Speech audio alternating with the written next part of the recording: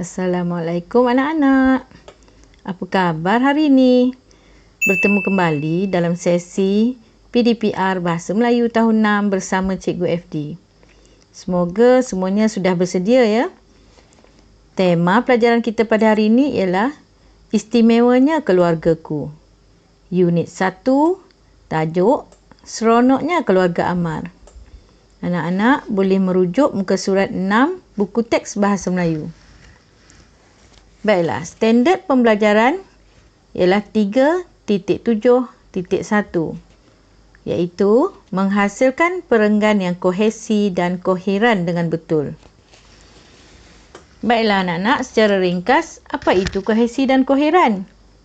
Kohesi ialah jalinan atau hubungan erat antara kata, frasa dan ayat.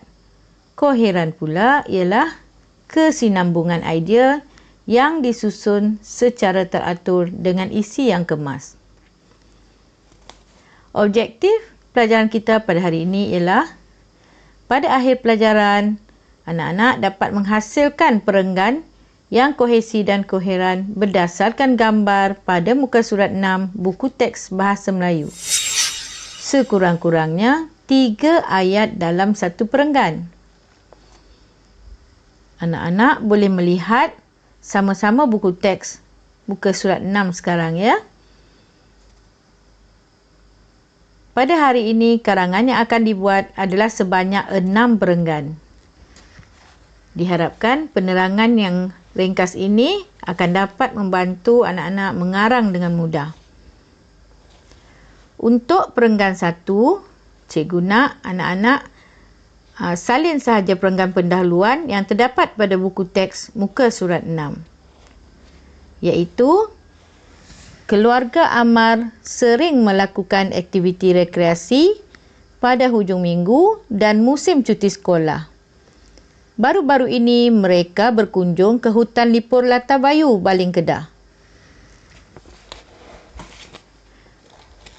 Untuk perenggan 2 hingga perenggan 5, anak-anak hendaklah merujuk gambar-gambar yang diberi pada muka surat 6. Manakala bagi perenggan 6 pula, cikgu nak kamu salin semula perenggan penutup yang terdapat pada muka surat 6. Anak-anak boleh menambah huraian isi mengikut kesesuaian pada gambar ya. Baiklah, untuk menulis perenggan kedua pula, anak-anak perlu merujuk gambar yang pertama iaitu gambar kereta berwarna merah. Sebelum mengarang, anak-anak perlu melihat dahulu situasi yang terdapat pada gambar tersebut betul-betul ya, supaya huraian dapat dibuat dengan teratur sesuai dengan objektif kita pada hari ini iaitu menghasilkan perenggan yang kohesi dan koheran. Contoh perenggan 2. Encik Zakaria memandu kereta baharunya yang berwarna merah dengan berhati-hati menuju ke destinasi. Mereka sangat gembira. Dalam perjalanan, mereka saling bergurau senda sambil menikmati pemandangan yang sungguh indah di luar sana. Antara yang dapat dilihat sepanjang perjalanan adalah seperti Bukit Bukau, sawah padi yang menghijau, lautan yang terbentang luas, dan bangunan pencakar langit yang sungguh membanggakan. Anak-anak boleh menambah mengikut kesesuaian isi masing-masing. Untuk perenggan ketiga, rujuk pula gambar yang kedua iaitu gambar di sebelah kanannya. Contoh ayat. Sebaik sahaja sampai di pintu masuk hutan lipur Latabayu, mereka bergambar untuk dibuat kenangan. Cuaca pada masa itu sangat cerah. Terdapat beberapa kawan burung berterbangan di ruang langit seolah-olah menyambut kedatangan mereka. Amar dan keluarganya sangat teruja berada di hutan lipur yang terkenal itu. Seterusnya, untuk membina perenggan 4, anak-anak rujuk pula gambar di sebelah kiri bawah.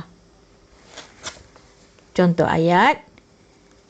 Di kawasan perkelahan itu, Ibu Amar membentangkan sebidang tikar mengkuang.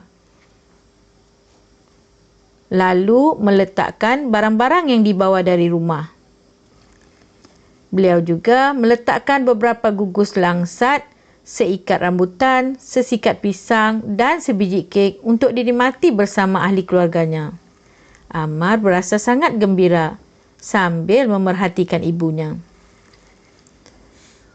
Untuk perenggan kelima, anak-anak perlu merujuk pula gambar di sebelah kanan bawah, iaitu gambar mereka sedang mandi-manda. Contoh ayat, selepas menjamu selera, mereka mandi-manda dengan riangnya. Air terjun itu sangat jernih dan sejuk sekali. Sambil mandi-manda, mereka bergurau senda antara satu sama lain. Baik, sekarang kita dah bina 5 perenggan.